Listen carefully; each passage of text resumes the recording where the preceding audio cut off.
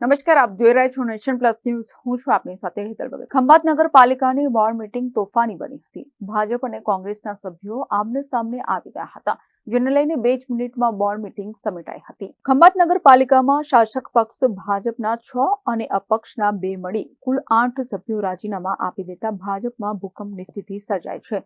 જે મામલો હજુ થાળે પડ્યો નથી. તેવા સમયે અગાઉથી જ નક્કી કરવામાં આવેલ બોર્ડ મીટિંગ શરૂ થતા પહેલા પેન્શનરો મીટિંગ હોલમાં આવી જતા શાસક પક્ષ દ્વારા બહાર કાઢવામાં આવ્યા હતા. આજ રોજ 26 તારીખ 11 વાગે ખંભાત નગરપાલિકાનું ખાસ સામાન્ય બોર્ડ બોલાવવામાં આવ્યું હતું. તેમાં ખંભાતના વિકાસના કામો જેવા કે રોડ, રસ્તા, ગટર, પાણી, સફાઈ એ બધાના કામો લીધા હતા અને એ બધા કામો અમારા ભાજપના 15 સભ્યો અને કોંગ્રેસના 5 સભ્યો અમે બહુમતીથી પાસ કરાવડાવી છે અને બધા વિકાસના કામોના પછી આગળથી ચાલશે.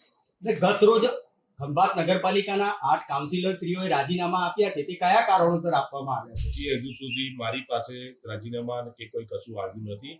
જે હશે અમે જોઈ લેશું અને અમારો ભાજપ પરિવાર જ છે. વિપક્ષે પણ શાસક પક્ષ સિવાયના પૂર્વ પાલિકા પ્રમુખની હાજરીને લઈને સવાલ કરતા મામલો ગરમાયો હતો અને શાસક પક્ષ તથા વિપક્ષ આમને સામને આવી જતા ભારે હોબાળો મચ્યો હતો, જેને લઈને શાસક પક્ષે 2 જ મિનિટમાં બોર્ડ મીટિંગ સમેટી લીધી હતી, જેને લઈને વિપક્ષે ભારે હોબાળો મચાવ્યો હતો. એજન્ડાના કાગળો નથી પડ્યા, કોરા કાગળો ત્યાં પડ્યા હતા. એ કોરા કાગળો મારા હાથમાં આવ્યા, એ કોરા કાગળો મેં ફાડ્યા છે. એજન્ડાના કોઈ કાગળો નથી પાડ્યા. અને હું આપને કહું, આ ભારતીય જનતા પાર્ટીની જ્યાં સત્તા છે ત્યાં વિપક્ષને દબાવવાનો પ્રયાસ થઈ રહ્યો છે અને એમાં અમે જરાય અમને કોઈની બીક લાગતી નથી. પ્રજા અમારી સાથે છે એટલે અમે કોઈનાથી બીતા નથી. અમને અમારી સામે જેટલી ફરિયાદ કર્યું એટલી કરે, અમને બીક નથી લાગતી. અમારા દ્વારા પણ રાજીનામાની વાત કરવામાં આવી છે. મારા દ્વારા જે રાજીનામાની વાત કરવામાં આવી, મેં મારો રોષ જે ઠાલવ્યો મારા અંગત કારણોસર મેં ઉપર મોકલ્યું હતું, એ નામંજૂર કરવામાં આવ્યું અને મને પક્ષના સૈનિક તરીકે હાજર રહેવાની ઉપરથી જે હુકમ કરવામાં આવ્યો એટલા માટે હું હાજર છું અને હું છું સાથે. તમે કાયદાના જાણકાર છો, તમારું રાજીનામું કાઉન્સિલરનું ખરેખર પ્રમુખને કાં તો ચીફ ઓફિસરને આપવાનું હોય, કલેક્ટરને શા માટે? કલેક્ટરને મેં રાજીનામું નથી આપ્યું.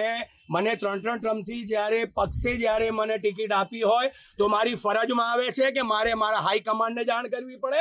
એટલે કલેક્ટરને જે લેટર હતો એ ઉપર મેં જાણ કરી અને એમણે મને ના પાડી. એટલા માટે હું આજે આ પ્રજાની વચ્ચે અને એમના પ્રશ્નો ઉઠાવવા માટે હું છું આજે. Kiran Shah, nation plus news, Khambhat. સમાચારોના સતત અપડેટ મેળવવા માટે અમારી નેશન પ્લસ ન્યૂઝની યુટ્યુબ ચેનલને સબસ્ક્રાઇબ કરો, બેલ આઇકન દબાવો અને જોડાયેલા રહો ફેસબુક, ઇન્સ્ટાગ્રામ અને ટ્વિટર પર.